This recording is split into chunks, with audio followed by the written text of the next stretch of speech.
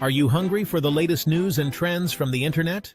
Welcome to What's Cooking on the Internet, your one-stop shop for discovering the hottest digital delights. Hit that subscribe button and let's get cooking. Should HBO Max's constant rebranding be a cause for concern? I think so. Here's why. When HBO Max first launched in 2020, it was a bold move to merge HBO Go and HBO Now into one streaming service. The purple branding and name HBO Max were meant to evoke the prestige and quality of the HBO cable network. But just 3 years later, the company ditched the HBO name and rebranded as Max to appeal to a broader audience.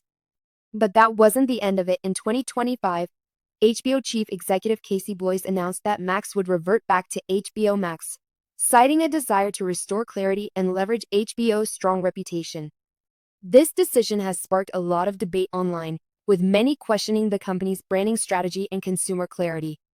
One of the main concerns is that HBO Max's constant rebranding is confusing for consumers with multiple logos and branding changes in a short period. It's no wonder viewers feel disoriented and unsure about what to expect from the service. This could lead to a loss of trust and loyalty among subscribers, ultimately affecting the company's bottom line.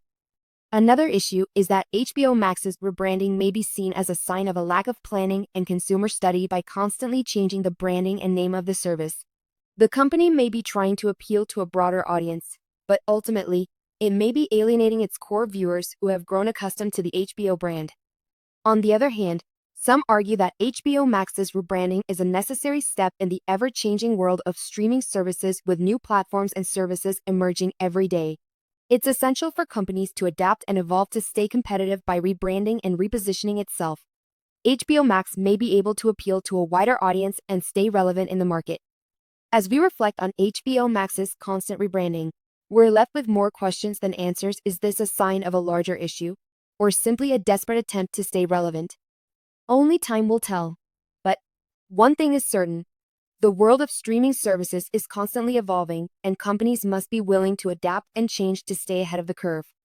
In the end, HBO Max's rebranding may be a necessary evil in the world of streaming services.